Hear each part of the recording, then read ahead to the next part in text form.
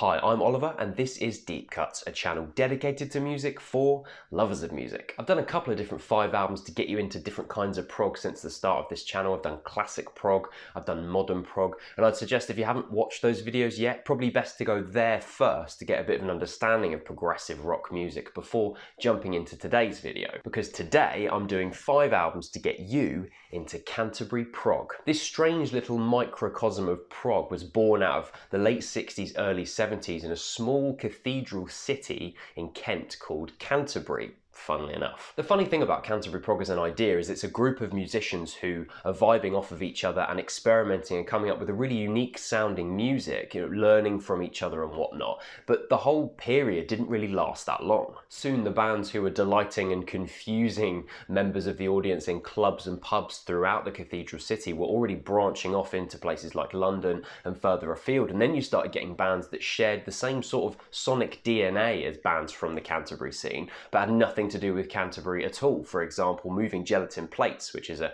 French prog band, sound quite Canterbury scene-y at times, but they've got no real connection to the city at all. When I grew up and I was going to gigs in Canterbury all the time, the overarching Canterbury scene seemed to be these shitty teenage metal bands playing in pubs like the Beer Car Arms. I mean, there was no real Canterbury prog scene at all, and we're only going back sort of 15 years. But this started in the late 60s, ended around the mid 70s, and kind of did just disappear from Canterbury. And yet there's this legacy that people all over the world are completely fascinated by. And one of those influential people who were involved in the scene was a man called Robert Wyatt. He did a university lecture a few years ago, actually at my old university, the University of Kent, and in many ways he manages to distill the kind of playfulness and experimentalism of this little scene. If you've been brought up on Schoenberg, then moved on to Cecil Taylor and jazz, there's nothing you can't do. But we wanted to play at dances and for people to listen, and as Charles Mingus once said, you get too far from the song and dance, you've lost it. And this is the thing about bands with that Canterbury scene sound.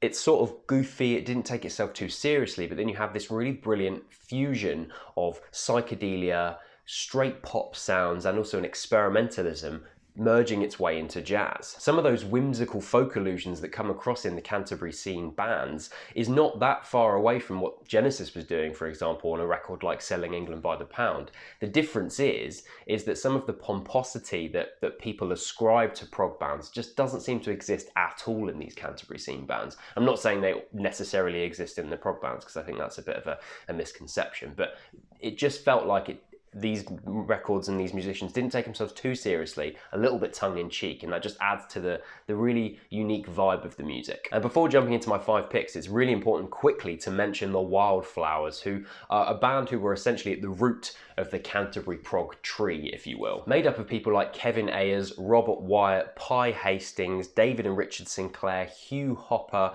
and Richard Coughlin. These guys were in a band together between 1964 and 1968, and they never actually released anything during this time. But they did go on in different groups to form really important Canterbury scene bands like Soft Machine and Caravan, which is partly why that shared whimsy and those musical ideas flow through the whole of the Canterbury scene, because they were actually in the same bands in the first place, so they were sharing very similar musical styles and ideas. They were into Dizzy Gillespie, Thelonious Monk, John Coltrane, and according to Richard Coughlin, they wanted to do a kind of danceable version of this music, in some ways just to be difficult and awkward. And according to Richard, this didn't make them that popular. But jazz influence, improvisation, whimsy, and that ever recognisable fuzzbox sound make up the wild, pun intended, world of Canterbury prog.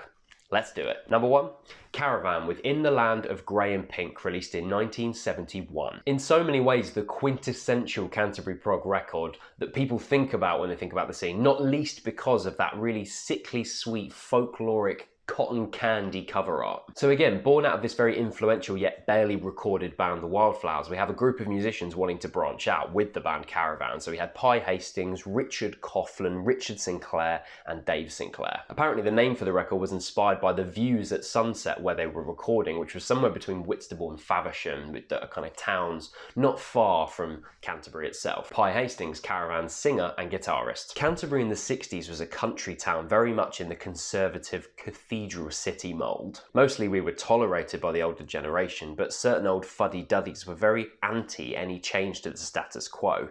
and would go out of their way to let you know. There's something so mischievous about a band mashing together jazz, psychedelia and rock influences and playing them in local pubs and confusing the locals. I mean, yeah, it's bound to leave a bad taste in some of those people's mouths. The unique sound of this record has a lot to do with Dave Sinclair, who wrote a fair portion of the record and also played all of the keys and piano parts. His wonderfully off-kilter performances bring so much personality to the record, jumping on piano, keys, mellotron, of course, which would be very recognisable if you've dipped your toes into prog before, Hammond organ. But that collectively idiosyncratic approach is born out of every member of Caravan who came from Wildflowers in the first place. And even just on a cursory listen, you're going to realise that the sound that they're making on this record is definitely an acquired taste. The twee opening Golf Girl sticks a drunken trombone right at the beginning before Richard Sinclair starts singing about this aforementioned Golf Girl with quite soft rock instrumentation underneath. Standing on a golf course dressed in PVC, I chanced upon a golf girl selling cups of tea.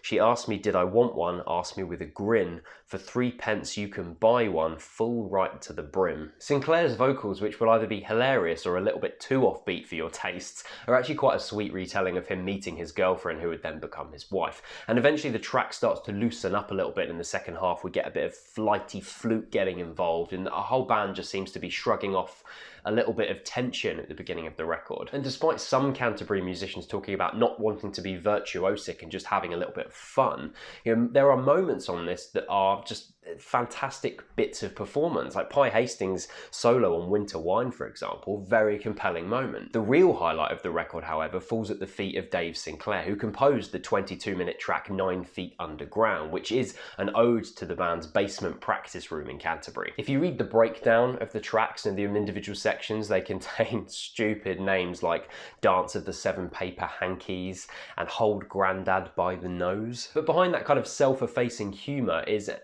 turns a melancholic and rollicking piece of music, and just distills everything that's so great about the approach of these Canterbury scene bands. A fascinating ride from start to finish with some killer riffs and brilliant tongue-in-cheek playfulness. Number 2, Kevin Ayers with Joy of a Toy, released in 1969. Kevin Ayers was actually part of Soft Machine, another Canterbury scene band we'll be talking about later, before moving on to his own solo pursuits. And actually, when you listen to all the records on this list, you'll realise how very different the Soft Machine record I've picked sounds to his own solo stuff. I think the whimsy and delightfully vivid side of In the Land of Grey and Pink, and then just dial it up a notch for this record. Frisky pop slathered in psychedelia and that kind of British wackiness. Kevin's sudden move to this sort of short-form songwriting more than hints at his own distaste at where a lot of the Canterbury scene bands like Soft Machine were going, and actually where a lot of prog bands were going during that time. Basically, I'm a songwriter. I'm not a virtuoso musician or anything like that. It was great to do the so-called free-form stuff, but after a while you get the t-shirt, you know? I think that songs are more enduring and more fun to do. A lot of free-form stuff is very self-indulgent, and that's why I left, because Soft Machine was heading more into 15-minute solos, and frankly, it wasn't just Soft Machine. Kevin sadly died in 2013, but the man's legacy is not only significant in that small sandbox of Canterbury prog, but in the wider prog and wider music community. And the record itself sounds like a mirror being held up to the man's own idiosyncratic outsider feeling. You know, despite being friends with people like Nico, Lou Reed, living with Brian Eno for a certain time, having huge house parties where fellow Canterbury progger Robert Wyatt actually fell out of a window and ended up being permanently paralysed. You know, he had kind of this glamorous lifestyle for a while, but he soon realised it wasn't for him, and he disappeared from view really, and became this sort of hermetic figure. And the whole legacy around him feels a little bit oddball, which I think perfectly fits this, you know, quite strange but compelling record. And you also have all the excellent musicians he surrounded himself with, people like Robert Wyatt, David Bedford, Mike Ratledge, and even Syd Barrett, as in ex-Pink Floyd founder Syd Barrett, who turned up to the studio at one point but was so out of it he wasn't even able to contribute anything. Apparently he couldn't even tune his guitar. David Bedford was so important in helping Ayers achieve the sound he wanted. Being a classically trained arranger himself, he was able to bridge that gap between classically orchestrated music and rock instrumentation. And there are moments on this record, like in the track Town Feeling, where there's a pastoral beauty, and that comes in through violin and cello lines that just elevate the songwriting to a higher plane. The piano-led, and I'm sorry to use this word for the 5th time in this video, whimsy of the track Girl on a Swing is a great example of Ayers wanting to stick to a slightly tighter pop formula than other Canterbury scene bands, but he still lets those instrumentals shine. You have reverbed guitar and those organ lines. They all sound similar to the other musicians and what they were making at the time. And on Eleanor's Cake, the acoustic guitar, the vocal harmonies, the flute, one of the loveliest things that I think Ayers ever wrote. One of my favourite tracks to come out of this entire era. It's absolutely spellbinding. Number 3, Gong with Angel's Egg, released in 1973. Is there anything more Canterbury prog than a record which is part of a trilogy titled Radio Gnome Invisible? Now, Gong is one of the points in the Canterbury prog legacy that starts to blur the lines with geography, making it a little bit more difficult to pinpoint exactly what a Canterbury scene band is. As I mentioned in the intro, there were certain bands who were inspired by the Canterbury scene who made music that sounded similar but had no real connection to the geography of the city itself. And in fact, there were even bands who had a connection via one member, like Camel, for example, and they formed in a place like Guildford, which is miles and miles away from Canterbury, and their music doesn't even sound like Canterbury prog. So you can see some of that confusion that comes in when you're trying to label these bands. Gong are not exclusively a Canterbury band, I suppose, but their original lineup has been accepted as one of the leaders of this small little oasis of music happening in the southeast of the country in the late 60s, early 70s. David Allen, who was originally from Australia, was part of the band Soft Machine, and after a tour in France trying to return back to the UK, his visa had expired, so he couldn't return for another 3 years. So he stuck around in France, and with his Canterbury-esque prog palette decided to form a band there instead. What I should also quickly mention is that Gong has a strange and formidable legacy that transcends Canterbury prog, and there's lots of spin-off bands that have been created from different people who were in Gong in the first place and people who knew people in Gong. There's like Acid Mother Gong, and there's Planet Gong and New York Gong. I mean, any band that needs this diagram to explain exactly each part of the legacy is got to be slightly confusing. So if there's any Gong experts watching this video, do let us know in the comments section. But Angel's Egg is often held up as one of the most satisfying original Gong releases and crucial in the Canterbury sound legacy. Steve Hillage once referred to Gong as the bad boys of the Canterbury scene, and I think that works on several levels. Firstly, it really doubles down on the fantasy narrative that goes through some of the Canterbury scene records by blasting it off into space. So you have hints of the pastoral prog sound, but also there's this German cosmiche sounds slamming into each other that you might not expect to come from this scene. And I think some of that comes from the more international flavours that came from the band starting in France in the first place. Also, the musicianship is really impressive here, indulging a bit more in longer instrumental sections and taking them a lot further than we heard on In the Land of Grey and Pink. Take second track Soul to the Highest Buddha, although that is an eye roll of a track title. Things shift off into jazzy guitar chords, explosive drums from Pierre Molen. Interlude Castle in the Clouds is without vocals, and it revels in the possibilities of creating atmospheric ambience with synths. The tightly coiled Oily Way is the band finding their powers in complicated switch-up sections from jazzy instrumentation to the swagger of rock. And it does that throughout this excellent record, which is why it sits right near the top of this really fascinating scene. There is also an extensive mythology that's been created by the band, which comes as part of this record and the trilogy. Now, I've never really digged into it because it's not massively my thing. But again, if there are any Gong obsessives who are watching this video who want to talk a bit more about the mythology the band created behind this record, do let us know in the comments section because I'd love to read it. Number 4, Hatfield in the North with the Rotters Club, released in 1975. This Canterbury band were pretty short-lived. They only released 2 full-length records in their time of being together, but their influence is almost as important as the other bands on this list who have a much longer and wider legacy. The band was made up of Richard Sinclair, ex-Wildflowers of course, and also he was in Caravan, and he even played with the Guildford symphonic prog band Camel for a little while too. Also the excellent Phil Miller, who was a prominent person in the Canterbury scene, playing with Robert Wyatt's Matching Mole, National Health. Dave Stewart bringing those key sounds, Pip Pyle on drums, and you also have Jimmy Hastings on sax, who was again another person who sort of floated around and was part of lots of other bands and records from the scene, including Caravan. The Rotters Club takes Canterbury prog in a direction some of the musicians of this scene, including Kevin Ayers and Robert Wyatt, really didn't want to go. Longer improvised and instrumental sections, more complicated, less of a focus on straight pop motifs, more interested in taking the listener down a psychedelic, fuzzed out, craggy path indebted to some of their jazz heroes like Ornette Coleman and John Coltrane, which again, at the risk of repeating myself, makes the Canterbury Scene label quite confusing. Put the Rotters Club next to Joy of a Toy. I mean, it's chalk and cheese. But there are also shared approaches in the songwriting. On Fitterstoke Has a Bath, Sinclair's lyricism about the dangers of fame morphs into this stunning middle section with flighty flutes and escape thick with atmospheric organs and synths. In many ways, some of you who were initially put off by that seemingly tongue-in-cheek silliness of Kevin Ayers' Joy of a Toy or In the Land of Grey and Pink, you might find this more nourishing as a listen, especially if you're a prog fan anyway of different kinds of prog. I know that when I first got into the Canterbury Scene, this was one of the records that really helped me appreciate the sound. And beside those freer jazz moments, Hatfield and the North do find space for properly tender moments. Didn't Matter Anyway is a symphonic flute-led lullaby which breaks through with proper sincerity. And with that epic finale, the band really let loose with a 4-section suite called Mumps,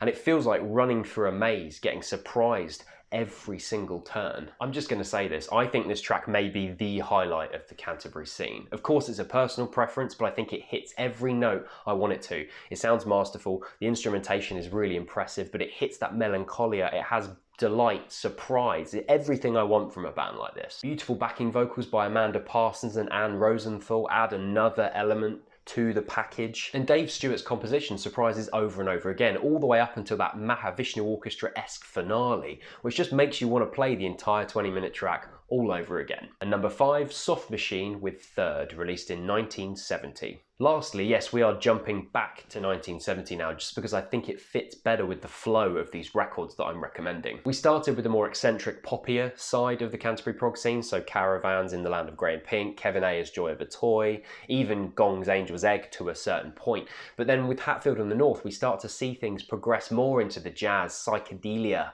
that a lot of these bands moved into. And now we have a record that many people are aware of, even if they haven't ever really dipped their toes into the Canterbury prog scene before. In fact, some people might even question the inclusion of this record entirely because it goes so far from what those initial Canterbury Scene bands were doing, and it really starts to make its way into the thick undergrowth of jazz fusion. And I'm not talking about the jazz stylings of the Rotters Club, for example, which still had a foot in that earlier Canterbury Scene sound. This is a landmark in jazz prog fusion. The lineup of Elton Dean on sax, Mike Ratledge once again on keys and piano, Robert Wyatt on drums and Hugh Hopper on bass. They released an absolute belter of a record, and Robert Wyatt was a crucial part of that, despite not really liking where the band was going and eventually deciding to leave and sort of embark on his own musical journey, very similar to what Kevin Ayers did. A 4-track record, each almost 20 minutes apiece. It's a long, unwieldy record in some ways, and you only have to listen to first track Facelift for a few minutes to see quite how different it is from the other records I've mentioned. Squawking electronics, fuzz bass feedbacking all over the track for the first 3 minutes, and we don't get a proper introduction to the full band until almost the 5-minute mark. No lyrics, but the instruments themselves seem to have some kind of shared DNA, shared identity with earlier Canterbury Scene sounds. It's sometimes difficult to put your finger on exactly why that is, because this does sound very different to the other records, but there is little hints of Canterbury Scene sounds in there. They're just recognisable. Facelift is a genuine wig out though. It's an extended improvisational journey displaying the talent of every single member of this band, with that also stomping underlying riff that keeps on returning, sometimes teasing you. Slightly all the time is a wigged out lounge jazz piece. You have it punctured by Wyatt's very creative bursts of percussive energy, very jazz influence, some of his heroes there coming through in his playing for sure. You have broken piano chords, you have Elton Dean's prowess on sax, and in the centre of the record you have Moon in June, the only track with lyrics and written entirely by Robert Wyatt. It's a bit of an autobiographical odyssey, the lyricism on this, and actually the band do pull back slightly on the jazzy explosiveness of the rest of the record to allow that to shine through a little bit more. Wyatt's lyrics talk about him feeling homesick in New York and having to adapt to a whole new way of life and a different culture. I say they reduced that balls to the wall approach, approach, but you know, towards the end of the track, the dam truly bursts and you get this absolute outpouring of energy and expulsion from the entire band, which drowns Wyatt's vocals out before that properly strange and otherworldly finale. This was the last track that Soft Machine ever recorded with lyrics, you know, charting their move pretty much completely away from the Canterbury sound and their own journey into jazz, prog, fusion. But it's still an incredibly important landmark in this scene, and you have to take a listen to it to see where they came from and where they ended up. And that's it. That's my 5 records to get you into Canterbury Prog. Let me know in the comment section what you thought of my choices, what your favourite Canterbury Prog records are, why you disagree with me, and whatever you disagree with me with. That's a weird sentence. Join me on the Deep Cuts Discord at 9 PM tonight to listen to Hatfield and the North's The Rotters Club, and we're also going to be listening to Run the Jewels 4 on Thursday. Great new release, and I'd love to hear what you have to say about that. So come join me on those, links in the description. See you next week for my best of 2020 so far.